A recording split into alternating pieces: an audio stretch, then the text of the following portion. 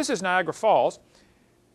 Niagara Falls, this textbook tells the kids, has been eroding for 9,900 years. Now, how would they know that? Well, if you've ever seen Niagara Falls, you know it's a lot of water going over the edge there. And as the water goes over the edge, it breaks off the rocks on the edge, so the falls is eroding its way backwards. All waterfalls do this, depending on how hard the material is, and how much water goes over it, and how abrasive it is. If there's lots of stuff in the water, like sand and ice and tree stumps, it's more abrasive, it's tend to erode faster. But the Niagara Falls is breaking rocks off the edge. The indication, since it was first discovered and at least recorded by scientists up there, back in the 1700s, they marked where it was. It's been progressively moving backwards. The Niagara Falls Museum Guide says it's been going 4.7 feet a year. That's what's been observed for several hundred years. Now, that doesn't mean the erosion rate's always been the same, but if you get a several hundred-year average, that's something to consider. Okay? Now, Niagara Falls flows down into what's called the Niagara Gorge, a canyon at the bottom of the falls. It's absolute. You've been there, haven't you, Eric? Saw Niagara Falls? We went over it in a helicopter, didn't we?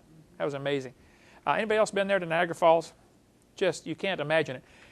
In 1930, I believe it was 1930, somewhere in there, they built a canal to drain the water off of the river to a hydroelectric plant. So the water has to flow through their turbines as it falls to produce electricity. Which means much or even sometimes all of the water can be channeled away and they dry up the waterfall, which stops erosion. But up until 1930, it was eroding 4.7 feet a year. Since then, it's eroded slower because they're diverting much water for hydroelectric power. They usually turn on the falls during tourist season, and for the rest of the year, they basically almost shut them down. They can divert the water to this hydroelectric plant. So they leave some going over for the tourist effect, you know. But they could, sometimes in real drought seasons, they'll have to use it all. Niagara, if you look at the Great Lakes, the 5 Great Lakes, they drain into each other. One fills up and spills over into the next one and spills over into the next one. This is the point where the Lake Erie spills over into, what's the lake above it, Ontario? Yes, Lake Ontario.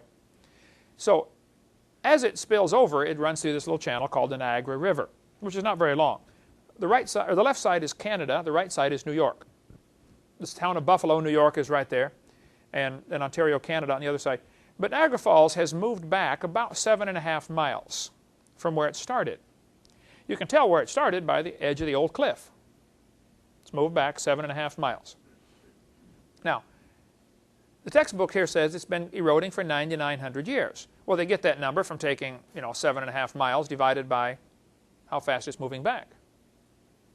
Actually, they didn't do their math very well either. For this public school textbook, it should have been 8,400 years, not 9,900 years.